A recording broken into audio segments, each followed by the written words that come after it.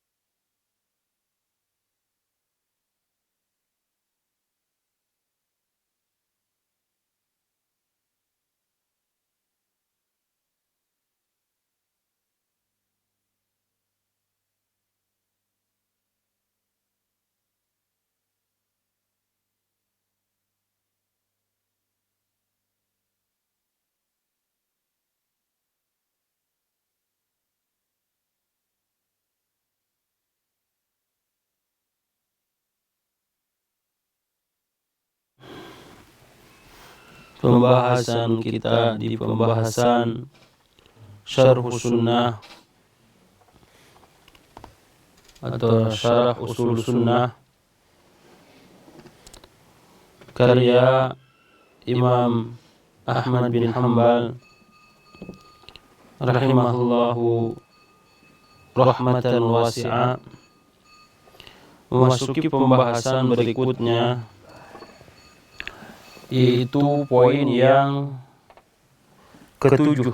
Tidak ada di antum?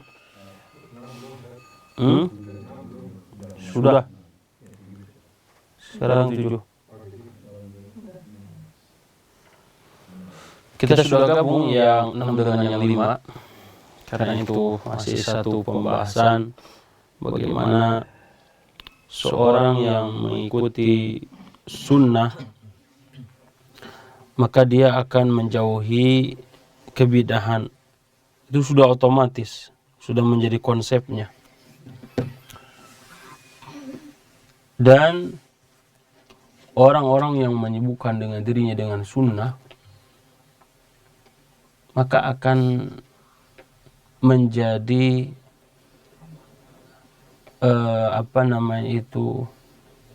pegangan untuk menjalankan, dan ketika ada sesuatu yang bid'ah itu maka hati pun akan menolak. Itu sudah menjadi satu nilai tersendiri bagi seseorang ketika menjalankan sunnah, berusaha sebisa mungkin menjauhkan kebid'ahan. Dan bid'ah ini memang bertingkat-tingkat. Ya, insyaallah nanti kita akan membahas secara khusus lebih mendalam bid'ah, macam-macamnya, ciri-cirinya, dan lain sebagainya. Kemudian meninggalkan berdebat kusir, ya, perihal bahasan-bahasan yang tidak ada manfaatnya. Apalagi bahasan-bahasan itu yang berkaitan dengan sesuatu yang sudah tauqifi, tidak perlu dipertentangkan lagi, maka kita hindari. Yang berikutnya yang ketujuh, wa sunnatu indana atharu Rasulillahi sallallahu alaihi wasallam. Dan sunnah menurut kami adalah athar-athar Rasul sallallahu alaihi wasallam. Sunnah jamaah secara umum inilah maknanya, yaitu athar Rasulullah sallallahu alaihi wasallam. Apa yang dimaksud athar sini? Imma perkataan, perbuatan, kesepakatan Rasulullah sallallahu alaihi wasallam terhadap satu perkara. Itu disebut sunnah. Sunnah secara rincinya didefinisikan tergantung dari disiplin ilmu apa. Ilmu apa yang akan dibahas.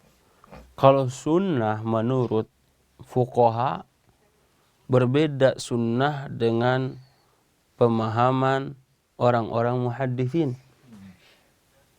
orang-orang usul, ya, usuluddin. Contohnya misalnya sunnah menurut para fuqaha. Apa menurut para fuqaha? Sebagaimana para ulama usuliyin, itu ma yuthabu fa'iluhu wa la yu'aqabu tarikuhu. Sesuatu yang dijalankan mendapatkan pahala, ditinggalkan tidak berdosa. Sunnah. Salat qabliyah subuh tadi apa hukumnya? Sunnah. Jadi dilaksanakan mendapatkan pahala. Apa dalilnya? Rak'atal fajri khairun minad dunya wa ma fiha. 2 rakaat salat subuh ini lebih utama dibandingkan dunia dan seisinya. Tapi kita tidak sempat. Apa kemudian kita berdosa? Tidak. Berbeda dengan meninggalkan salat subuh. Salat subuh hukumnya apa? Wajib. Sehingga wajib menurut para ulama usul, yaitu ya ma yuthabu fa'iluhu wa yu'aqabu tarikuhu. Sesuatu yang dijalankan mendapatkan pahala dan ditinggalkan mendapatkan siksa. Itu apa hukumnya? Wajib. Salat subuh hukumnya wajib. Dilaksanakan mendapatkan pahala, ditinggalkan dia berdosa. Ini sunnah, ya, menurut para ulama usul, para fuqaha. Juga mendefinisikan definisi yang berbeda, yang hukumnya taklifi, ahkamu taklifi gitu kok. Wajib, sunnah, mubah, itu ahkamu taklifi. Sunnah menurut para ulama muhaddithin berbeda. Apa kata ulama muhaddithin? Ma'udhifa ila Rasulillah sallallahu alaihi wasallam minal aqwali wal af'al. Apa yang disandarkan kepada Rasulullah SAW dari perkataan, dari perbuatan, wa takrira, dan penyepakatan, mendiamkan, ya, imma itu yang berkaitan dengan khalqiyah atau khuluqiyah, imma yang berkaitan dengan akhlak Rasul atau fisik Rasul. Disebutkan, ya, misalnya sunnah berpakaian. Pakaian Rasul itu seperti apa sih? Di sana ada sunnahnya, ada beritanya. Sunnah makan, sunnah tidur, itu disandarkan kepada Rasul sallallahu alaihi wasallam. Tentunya sunnah menurut para ulama akidah berbeda. Seperti di sini syarah usul sunnah. Apa syarah usul sunnah? Oh, ini mah penjelasan tentang pokok-pokok yang sunnah. Oh, bukan begitu maksudnya. Sunnah di sini adalah bagaimana cara beragama. Jadi menurut para ulama akidah, yang dimaksud sunnah adalah thariqah, jalan, metodologi beragama Rasul sallallahu alaihi wasallam secara luas, ya, sehingga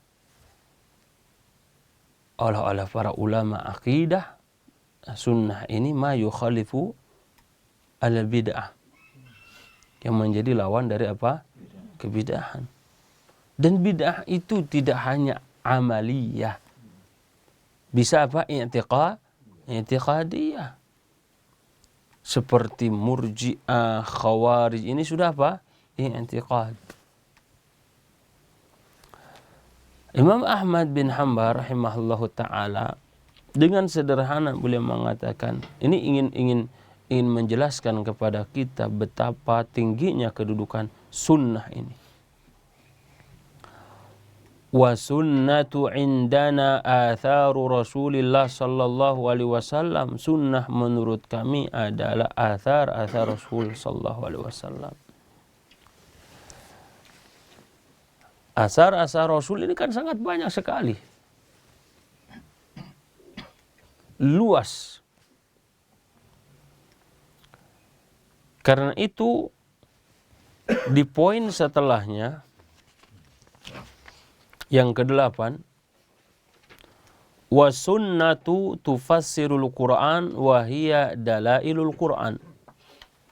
Dan sunnah adalah penjelas dari Al-Qur'an, yaitu dalailul Qur'an, petunjuk-petunjuk di dalam Al-Qur'an. Jamaah yang rahmati Allah tabaraka wa ta'ala, maknanya apa? Wa sunnatu indana, dalam agama kita, ketika kita berbicara tentang beramal, beribadah, berakidah, maka harus ada atharnya. Apakah athar berita tadi masuk di akal, masuk logika, masuk perasaan ataupun tidak, maka kita akan terima. Contoh misalnya, ujian pertama betapa agama ini tidak bisa dirasionalkan, berita dari Rasulullah SAW tidak masuk logika, adalah berita di Isra dan dimirajkan Rasulullah SAW. Karena bukan sekali dua kali orang kafir Quraisy itu ke Syam sampai hafal jalannya itu. Kita ini kalau sering ke satu tempat, jangankan kiri kanan, sebelah mana ada apa dan seperti apa kita tahu. Rekap jejaknya itu pasti hafal. Antum kalau sama kita disampaikan sampai ke tempat ini, misalnya dari istana presiden, ya setelahnya ada PLN, ya begitu kan? Setelahnya ada hotel, sebelah kiri seperti apa, sebelah kanan seperti apa. Ketika di pertigaan ada apa, jangan sampai ke kiri, kan? Nanti ke kanan, naik sedikit. Jangan salah, di sana ada plang, bukan malah masuk malah ke hotel lagi. Oh gitu kan, banyak hotel kita mah, Cipanas. Sampai ke sini antum ada gambarannya enggak? Ada gambaran. Maka ketika disampaikan oleh Rasulullah SAW bahwasanya beliau diisrakan ke Baitul Maqdis, ya, dan dimi'rajkan ke Sidratul Muntaha, enggak masuk akal. Semua apa? Mendustakan, kecuali siapa? Abu Bakar As-Siddiq. Karena itu digaris As-Siddiq karena membenarkan berita Rasulullah SAW sekalipun tidak masuk akal. Karena itu banyak sekali di dalam agama ini yang tidak bisa masuk akal. Karena memang bukan untuk diakalin, tapi wajib diimani. Ketika ada athar dari Rasulullah SAW, sekalipun belum terjadi misalnya, atau saat terjadi atau akan terjadi, tidak perlu kemudian kita ya mengakal-ngakalin. Tidak relevan bahasa sekarang dengan apa? Dengan zaman. Contoh yang Rasulullah SAW misalnya sampaikan, idza waqa'a adz-dzubabu fi syirabi ahadikum falyagmishu. Kalau ada lalat masuk ke gelas kalian, maka apa? Celupkan, kemudian apa? Ditarik, dibuang. Udah, kalau bahasa kita mana naonan atuh. Kos aya deui cai. Ya. Masalah segelas kan begitu ya. Kalau di kita melimpah. Rasul di sini menyampaikan kalau lalat itu masuk ke minuman kalian, pertanyaannya, kenapa harus ditenggelamkan? Perintahnya kan apa? Ditenggelamkan, lalu ditarik, lalu bukan ditelan si lalatnya, bukan. Ya. Ini menjadi ujian bagi orang-orang yang memposisikan akal itu lebih tinggi dibandingkan yang lain. Tetapi agama kita ini agama wahyu. Maka tidak perlu adanya penelitian, tidak perlu adanya pengkajian, ada apa di lalat, ada apa di tubuhnya. Sehingga ketika masuk harus dicelupkan semua totalitas baru dicabut. Seorang mukmin tidak perlu setelah, oh ternyata di sayap yang satu ada racun, satunya penawar. Menurut pakar perlalatan, kita mah nggak perlu. Ketika sudah berita dari Rasul, maka kita apa? Lakukan. Rasul mengatakan, idza waligal kalbu fi syirabi ahadikum. Kalau si anjing itu menjilati ya, apa? Makanan ya, kalian, maka harus apa? Harus dicuci aulahunna biturab, salah satunya dengan apa? Dengan tanah. Pan loba sabun. Kan eta. Heueuh meureun baheula maafan Rasul can aya sa. Kita tidak perlu seperti itu, kita laksanakan saja. Karena nas hadisnya seperti itu. Ini udah ta'abbudi. Ya, ini sudah apa? Ta'abbudi.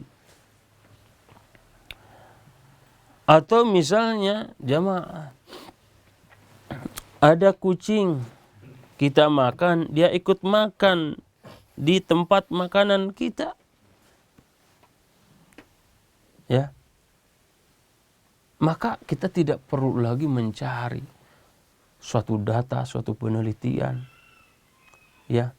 Apa manfaat dan madarat jilatan kucing. Kita tidak perlu. Kenapa? Karena Rasulullah SAW mengatakan fa innaha minat tawafina alaikum. Sesungguhnya kucing itu berada di sekitar kalian. Maka ketika si kucing itu menjilati makanan kita, ya, dan itu tidak ada unsur najis, tidak ada unsur kotor, maka kita imani saja. Tidak perlu, setelah mendapatkan penelitian, Masya Allah tidak ada jilatan yang paling bersih melebihi jilatan apa? Kucing. Baru kita ngikutin. Jangan. Artinya kesimpulannya, as-sunnatu indana athar Rasulullah sallallahu alaihi wasallam. Masalah sunnah ini berkaitan dengan perintah atau larangan, pasti ada hikmahnya jemaah. Ketika Rasul memerintahkan sesuatu yang sederhana tadi, perintah mencelupkan, larangan bernafas ketika minum, pasti itu ada manfaatnya. Karena memang Rasul la yantiqu anil hawa. Rasul tidak berbicara sesuai hawa nafsunya. Ini baru perkara-perkara yang sifatnya ya muamalat, kebiasaan. Yang sifatnya kebiasaan, apalagi yang berkaitan dengan ibadah. Ini pasti jelas. Manfaatnya luar biasa. Ketika ada larangan misalnya yang berkaitan dengan ibadah nih, Rasulullah sallallahu alaihi wasallam menyampaikan larangan untuk sholat ketika matahari terbit dan tenggelam. Kan dilarang dalam agama kita. Sehingga sholat maghrib dan sholat subuh, imma itu setelah atau sebelum terbit. Maghrib setelah terbit. Setelah terbenam. Subuh sebelum terbit. Untuk apa? Menyelisihi orang-orang yang menyembah apa? Matahari. Ketika larangan itu kemudian Rasulullah SAW sampaikan, pasti ada kemaslahatan yang besar. Sampai Rasulullah SAW mengatakan, ada 3 waktu yang Rasulullah SAW melarang kepada kita untuk melaksanakan apa? Salat. Hatta yang dimaksud salat apa di sini? Salat sunnah, di antaranya apa? Salat dawatu asbab. Salat mayit dihindarilah. Sekalipun salat dawatu asbab itu karena memang ada sebab. Masuk masjid, salat tahiyatul masjid, gak masuk masjid, tidak ada salat tahiyatul masjid. Karena itu sebab. Salat mayit, gak ada mayitnya. Kita salat mayit itu salat jenazah karena ada orang yang meninggal. Artinya dalam agama kita ini harus berlandaskan ya athari Rasulullah SAW ketika melaksanakan atau memerintah. Jadi beragama kita ini cakupan referensi melakukan atau meninggalkan hanya pada Rasul. Oh kan Rasul tidak melakukan, sahabat melakukan. Oh itu at-takrirat, itu kesepakatan. Rasul mendiamkan. Karena itu ada istilah ijma' sukuti. Kesepakatan yang didiamkan. Karena sudah menjadi kebiasaan para sahabat, tidak ada kemungkaran sedikit pun kecuali mereka apa? Berbicara. Contoh misalnya, pembukuan Al-Quran. Adakah yang menentang Utsman bin Affan? Tidak. Kesepakatan para sahabat. Ijma' suku para sahabat melakukan. Orang katanya salat tarawih itu adalah bid'ahnya Umar. Salat tarawih itu sudah ada di zaman Rasul. Kemudian Umar menghidupkan kembali. Ni'matul bid'atu hadhihi, maksudnya secara lugawi. Karena memang Rasul sudah melaksanakan sholat tarawih dan tidak ada sahabat pun ya yang menentang, yang mengingkari apa yang dilakukan oleh siapa? Umar bin Khattab. Karena itu ketika ada yang melakukan amalan-amalan seperti misalnya ya ini nih mau rebok terakhir melakukan sholat ya rebokasan, tunjukkan dalilnya, tunjukkan atharnya, apakah sampai kepada Rasul SAW ataupun tidak. Kalau tidak kita tinggalkan, kalau sampai kita laksanakan, kan begitu. Kita ini sudah kemarau panjang, lalu ada perintah salat istisqa, ada gerhana bulan, ada gerhana matahari yang bisa jadi di zaman Rasul sekali dua kali terjadinya. Tapi riwayat yang menyampaikan dari para sahabat sampai puluhan. Padahal sekali. Masa iya setiap bulan Safar kemudian berulang-ulang. Kan bulan Safar berulang-ulang. Kemudian tidak ada nas hadis pun. Tidak ada perintah apapun. Asa mustahil. Betul nggak? Karena kalau sudah berulang pasti ada. Hadis ini diriwayatkan Bukhari, hadis ini diriwayatkan Muslim, hadis ini dan lain sebagainya. Lantas kemudian ini dari siapa? Karena tasyri' pensyariatan itu imma dari Allah atau Rasulnya. Sebagai dalil dari firman Allah, wala takunu minal musyrikin, jangan menjadi orang-orang yang musyrik mempersekutukan Allah. Minal ladzina farraqu dinahum wa kanu syi'a, itu orang-orang yang memecah belah agama mereka dan menjadi beberapa golongan. Maksudnya apa jemaah? Orang-orang musyrikin itu melakukan peribadahannya tidak ada tekstual. Harus seperti ini. Sebebas mereka saja. Ya. Dan mereka berkelompok-kelompok. Coba antum lihat kesyirikan di satu negara dengan negara lain. Beda apa sama? Beda. Ya.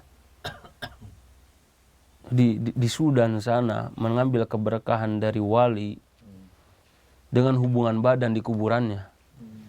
Sudah apa yang mendapatkan apa? Anak yang soleh, yang barokah. Mungkin di kita beda lagi. akan berbeda-beda. Kesyirikan yang terjadi ya akan berbeda-beda, bertingkat-tingkat. Ma yujadilu fi ayatillahi illa alladziina kafaru, tidak ada yang berdebat tentang ayat Allah kecuali orang kafir. Maksudnya apa? Kalau memang itu sudah perintah dan larangan dari Allah dan Rasulnya, kita hanya taslim, tunduk patuh saja. Nih ketika sudah ya masuk waktu sholat subuh fajar, ya shadiq, lakukan sholat subuh. Ketika setelah dan Rasul menjelaskan, kita sudah bahas di bab tentang sholat, awqatus sholat seperti apa, itu jentrenya jelas sekali. Kita melaksanakan karena memang ada perintahnya, kita tinggalkan karena memang ada larangannya. Dan kita tidak berdebat tentang perintah dan larangan dari Allah dan Rasulnya. Ketika itu sudah ada, yang kita perdebatkan adalah dilakukan orang banyak tapi tidak ada tuntunan dari Allah dan Rasulnya. Lantas kita ngikutin agama ini, ngikutin agama siapa? Wa qalu a'alihatuna khairun am huwa ma darabuhu laka illa jadala bal hum qaumun khasimun. Allah Ta'ala berfirman, dan mereka berkata, manakah yang lebih baik, Tuhan kami atau Tuhannya Isa? Mereka tidak memberikan perumpamaan itu kepadamu melainkan dengan maksud membantah saja. Sebenarnya mereka adalah orang-orang yang suka bertengkar, memperkarakan sesuatu yang memang tidak perlu dibahas. Ya, Nabi Isa, apa mukjizatnya Nabi Isa jemaah? Lagi puncak masa-masa tabib, ilmu tentang medis lagi di puncak-puncaknya. Maka salah satu kemampuan Nabi Isa ini apa? Bisa menghidupkan orang yang sudah apa? Mati. Agar menjadi pembeda bagi orang-orang ya yang mengikutinya. Maka jamaah yang rahmati Allah, orang yang memperdebatkan perintah dan larangan dan tidak tunduk padahal itu sudah disepakati, ini bukti bahwasanya mengikuti kaum sebelum kita ini jelas ada dan terjadi. Kemudian setelahnya as-sunnatu tufassirul Quran. Sunnah. Jadi bahasanya dengan bahasa sunnah. Jadi ada sunnah, ada hadis, ada athar, ada khabar, ini macam-macam. Sunnah ini memperjelas, menafsirkan Al-Quran. Jadi Al-Quran lebih butuh terhadap sunnah dibandingkan sunnah kepada Al-Quran. Makanya saya kadang heran orang-orang yang ingkar sunnah. Manehna menang di mana atas sholat zuhur 4 rakaat. Yang mengingkari sunnah.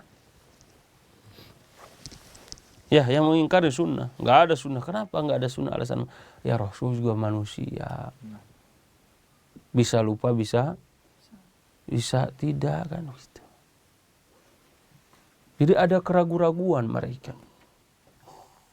Sehingga apa yang terjadi jamaah? Mereka mengambil sebagian, meninggalkan sebagian. Wa aqimus shalah wa atuz zakah. Jadikanlah salat. Enggak ada itu dalam Al-Quran. Salat 5 waktu. 1 zuhur, 4 rakaat asar, enggak ada. Itu adanya di mana? Di sunnah. Wa atuz zakah, tunaikan zakat. Ada zakat abdan, ya, ada zakat mal, ada zakat badan, yaitu zakat fitrah. Dijelaskan dalam Al-Quran zakat fitrah itu berapa? Enggak, adanya di mana? Sunnah. Zakat mal, ada enggak dalam Al-Quran rincian takarannya berapa? Tidak ada, itu adanya dalam as-sunnah. Wahia dalailul Quran, itulah petunjuk-petunjuk dari Al-Quran itu ada dijelaskan dalam as-sunnah. Wa anzalna ilaika dzikra litubayyana lin-nasi ma nuzila ilaihim wa la'allahum yatafakkarun. Dan kami turunkan kepadamu Al-Quran agar kamu menerangkan kepada umat manusia apa yang telah diturunkan kepada mereka dan supaya mereka memikirkannya. Maksudnya apa jamaah? Itu Al-Quran dari Allah dan sunnah dari Rasulullah. Karena itu Al-Imam Asy-Syafi'i dalam kitab Ar-Risalah, wa anzalna ilaikumul kitaba wal hikmah, yang dimaksud hikmah di sini adalah apa? As-sunnah. Sunnah. Perkataan di dalam as-sunnah tidak ada qiyas. yakni tidak ada qiyas di dalam masalah akidah. Ini penting jamaah. Dalam masalah akidah tidak ada qiyas. Karena itu udah qat'i. Contoh. Ketika kita sudah menjelaskan tentang Allah memiliki wajah, Allah memiliki tangan, Allah memiliki mata, maka tidak boleh dikiaskan dengan matanya apa? Makhluknya. Apa sih dikiaskan itu?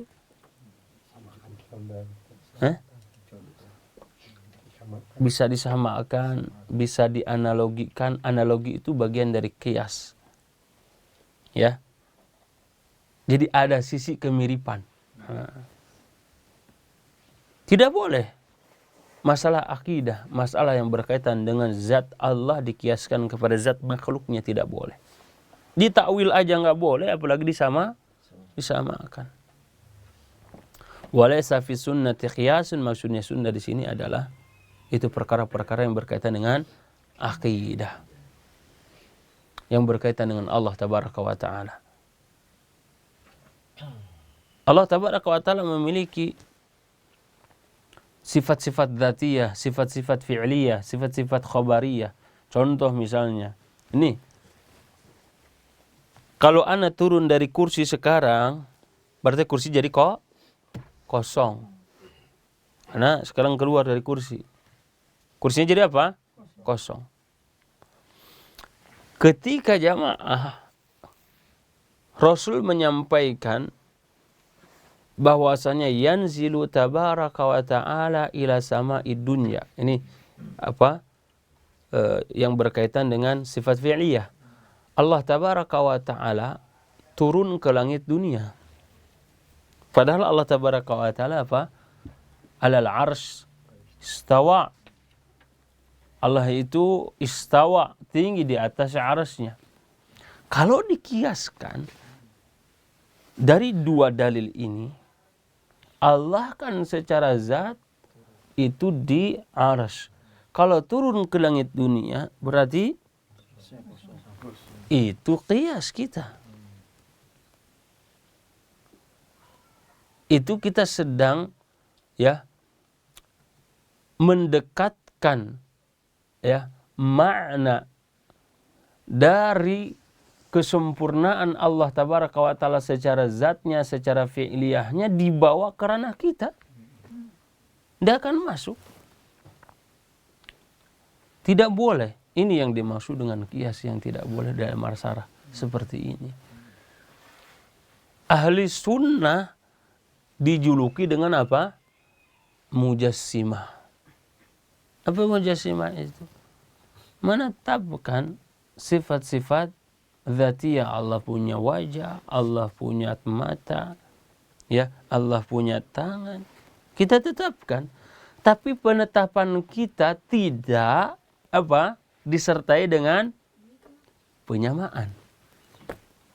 Tamthil, tidak boleh menyamakan. Tasbih, tidak boleh menyerupakan. Karena Allah Ta'ala mengatakan laisa kamitslihi syai'un. Ini peniadaan, penyamaan. Tapi kita harus apa? Menetapkan wa huwa samiul alim. Dan Allah tabaraka wa ta'ala adalah zat yang maha mendengar, yang maha mengetahui. Maksudnya apa penetapan? Penetapan bagi Allah punya wajah, Allah punya tangan, Allah kemudian juga punya mata.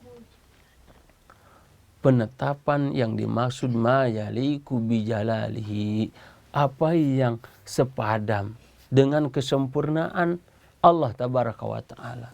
Sehingga kita tidak kemudian mengatakan Allah punya tangan kayak dina seperti tangan kita. Itu yang dimaksud mujasimah. Allah punya tangan seperti tangan kita. Itu apa? Tamthil. Atau tasbih. Apa? Yadullah kayadina. Kita iya memang menetapkan tapi tidak menyamakan. Kan antum juga, kita ini semua punya tangan. Kita tidak mau ya tangan kita disamakan dengan kera. Wah, jari jemarinya sama 5 kuana dihitung eta si kera. Sama jeung urang. Terus antum mau menyamakan tangan antum dengan tangan kera atau orang utan? Kan enggak mau. Ya, enggak sama. Iya betul ada sisi kesamaan tapi tidak sama secara hakikat. Itu yang dimaksud dengan tidak boleh mengkiaskan apa yang menjadi ya kekhususan bagi Allah dengan makhluknya. Tidak juga bentuknya orang-orang Mu'attilah yang menolak, ya, menolak dengan mengingkari. Gak pantas. Kalau sudah menolak layaknya harus ditakwil. Allah gak mungkin punya tangan. Yang dimaksud dia di sini adalah apa? Kekuasaan. Kenapa? Karena kalau ditetapkan tangan, lah apa bedanya dengan? Padahal kita sederhana saja, tangan Allah tidak sama dengan tangan kita, manusia makhluk. Ada juga yang mentafwid. Khalaqtu biyadayya. Aku ciptakan Adam dengan kedua tanganku. Ya di sini tangan. Wallahu ta'ala a'lam bimuradihi. Tafwid.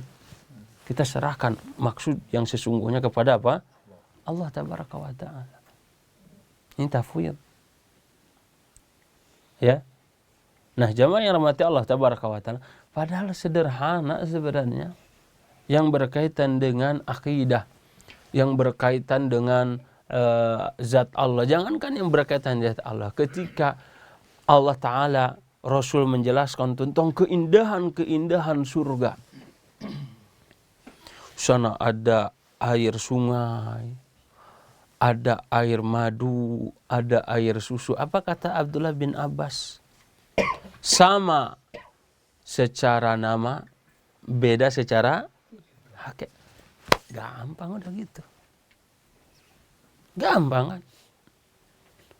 Kalau kita samakan apa yang menjadi fasilitas surga dengan, jadi nggak menarik. Maka kalau kita misalnya sekarang melihat adanya sungai yang indah, ya Allah, di dunia saja sudah indah, apalagi di surga. Tidak kita samakan. Itu berkaitan dengan surga. Di neraka ada orang yang akan dihabisi, kulitnya diganti, ya, dibakar, disama, dan lain sebagainya. Lumrahnya di kehidupan kita, taruhlah yang paling ringan siksaan yang disebutkan oleh hadis Muslim itu siapa?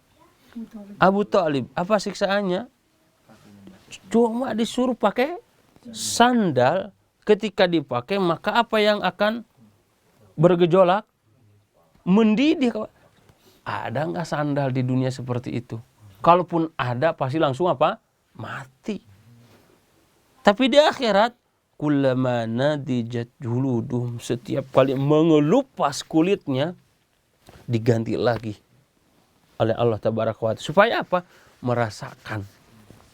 Ya. Kalau mengelupas kulit dan lain sebagainya, itu kan bisa meninggal.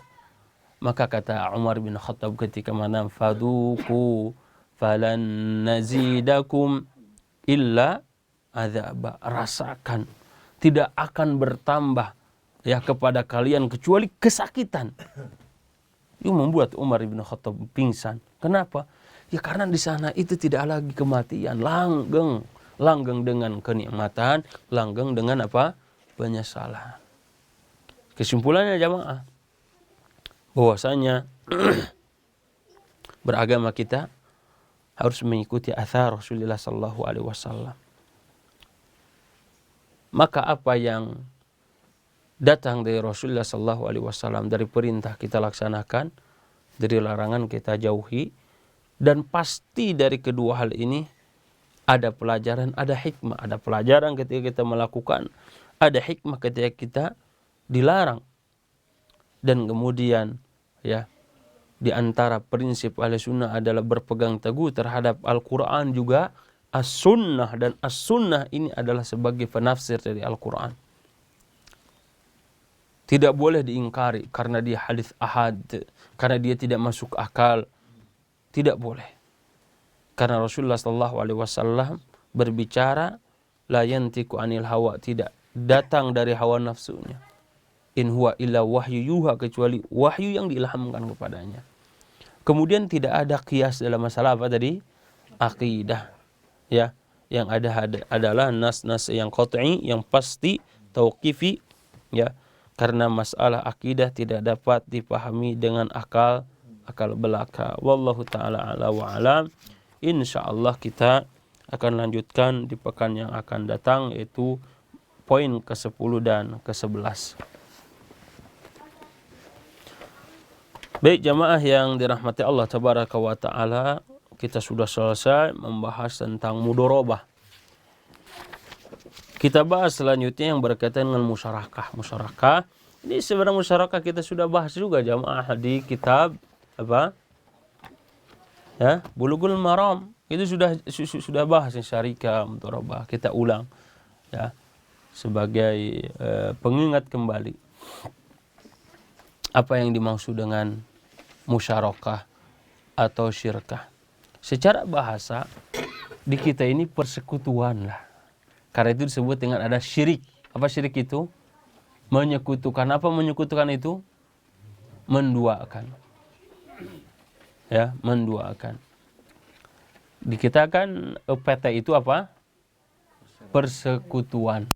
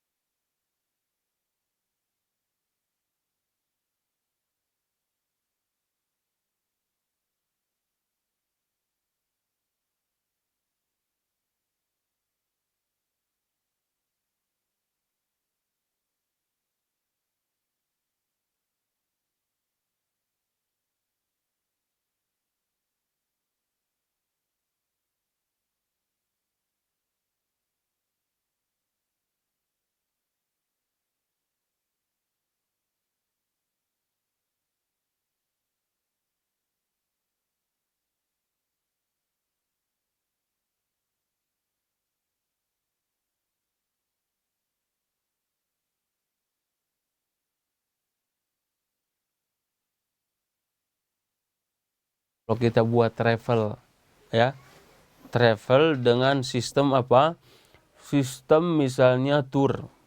Kita menjadi tour guide-nya. Kita siapkan mobilnya, kita sudah data ya tempat-tempat wisata, 5 wisata Cipanas ya, bersama misalnya travel Abah Mukarram misalnya gitu kan. Ini jasa. Ada juga misalnya antum penyedia makanannya, amal, fulus. Ya ada amal, ada fulusnya. Nanti apa? Antum bawa si para wisatawan ini ke tempat makanannya anak. Oh dikerjasamakan kan, sorry itu. Nanti kita bagi hasil lah. Setiap yang datang ke sini 10 gratis 1 orang. Gratis makan. Anak mah makan udah pengennya dibungkus buat istri. Oh boleh. Gitu. Ya, ini kerjasama coba. Jadi secara bahasa syarikah itu apa? Percampuran, persekutuan. Jadi kalau persekutuan tidak mungkin sendiri. Karena itu bisa 2 atau lebih. Para ulama Hanafi yang mengatakan asyarikatu aqdun bainatsnaini fa aktsar, yaitu kesepakatan akad 2 orang atau lebih, ala an yakuna ra'sul mal war ribah musytarak bainahum, yang menjadikan kemudian modal dan keuntungan itu menjadi apa? Menjadi bersama untuk memberikan modal, bersama itu pula dia mendapatkan keuntungan. Beda dengan mudharabah tadi. Mudharabah satu pihak memberikan modal, satu pihak memberikan apa? Jasa amalan. Seperti itu. Kemudian menurut ya ulama yang lain seperti yang disebutkan di dalam kitab Al-Ma'ayir Asy-Syar'iyyah, mengatakan bahwasanya yang disebut dengan syirkah ittifaqu tsnaini au aktsar ala khulti malihima au amalihima. Di sini ada perbedaan. Au iltizamihima fi dhimmah biqasis tirbah, yaitu kesepakatan 2 orang atau lebih untuk menggabungkan harta atau pekerjaan. Jadi bisa harta, bisa fulus, bisa juga apa? Pekerjaan, jasa servis, ya alat-alat sekali. Berarti yang seperti travel itu kan mobilnya modalnya sekali, kemudian apa jasanya berkali-kali. Jadi bisa harta, bisa juga pekerjaan. Atau tanggungan kewajiban dengan tujuan untuk mendapatkan keuntungan. Ya.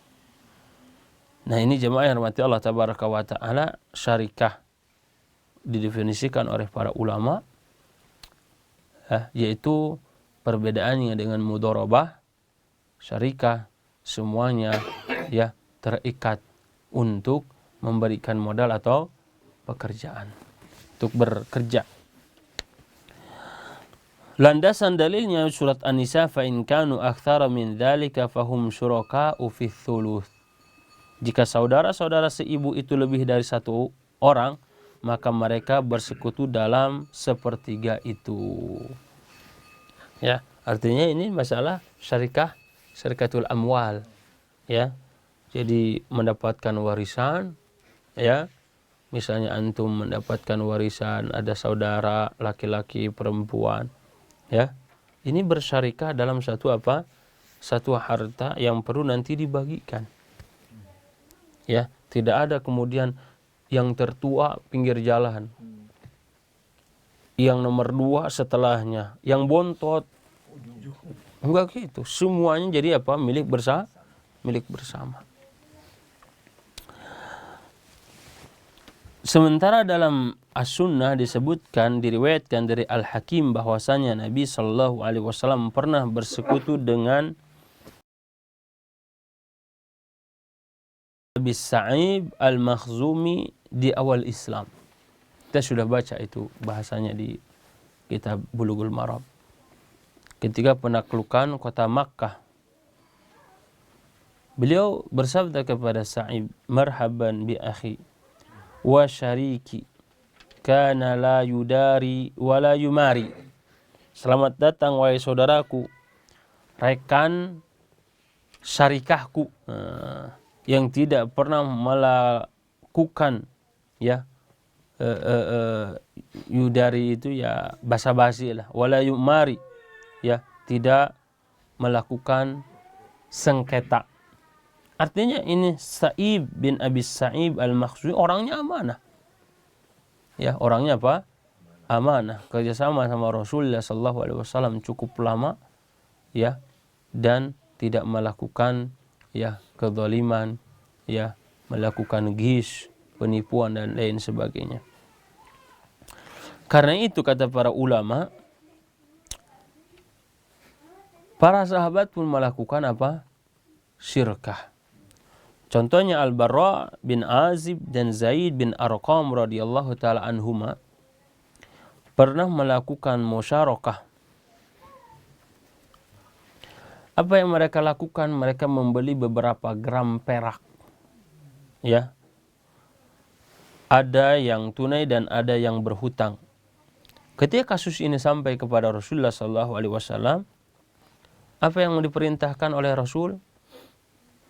Untuk perak maka tidak boleh bitaksid, dengan kredit, dengan dicicil. Dia harus apa? Cash. Maka Rasulullah SAW menyepakati tunai dan melarang apa? Dengan tidak cash, dengan sistem kredit. Artinya hadis Barra ibnu Azib dan Zaid bin Arqam terkait dengan beliau bekerja sama, yaitu punya modal memberikan produk, yaitu jual beli perak, dijual kepada orang lain, ada yang sistem cash, ada yang sistem kredit non tunai. Maka Rasulullah SAW memerintahkan silahkan lanjutkan yang cashnya, kemudian hentikan muamalah jual beli dengan sistem apa? Non cash. Ya, artinya di sini apa? Dalam hadis riwayat Ahmad ini menjelaskan bahwa para sahabat melakukan apa? Syirkah. Ya. Dan juga ada sahabat yang melakukan syirkah dalam amalan. Apa? Ketika perang, kita ini sepakat, kita tumbangkan musuh kita yang itu tuh. Kenapa? Dia orang kaya dari kalangan kaum musyrikin. Karena kalau dia ketangkap terbunuh, maka hartanya jadi milik apa? Si yang membunuhnya. Berarti ini dalam apa? Dalam amalan, dalam jasa yang dilakukan oleh para sahabat. Nabi SAW memerintahkan agar ya kita ini melakukan syarikah. Dan syarikah-syarikah yang ada di dalam Islam cukup banyak sekali. Ya, nanti kita akan bahas satu persatu, ya, mengulang. Sebenarnya ini sudah kita bahas. Syarikah itu ada 4 macam apa saja, bagaimana kriterianya. Ya, kita kalau yang lebih lebih spesifik, lebih maksimal. Kalau kita bagian dari itu, kita wajib harus pelajari secara terperinci. Ya, supaya kemudian ini tidak menjadi keraguan-raguan, kesulitan bagi kita untuk menjalankan, atau kita sudah jalankan lancar tapi bertentangan dengan syariat. Kita ingin keberkahan dalam jual beli itu, sebagaimana Rasulullah SAW menyampaikan, kalau si pembeli, si penjual jujur, maka akan mendapatkan apa? Keberkahan. Jadi setiap kita transaksi nih, antum setiap hari transaksi berapa? Coba bayangkan, Amin Fikri, kalau transaksi itu roti sehari misalnya 10.000, roti OKW yang beli, berarti lebih dari 10.000 keberkahan. Ya, Bang Hidayat misalnya sama Pak Muhtaram,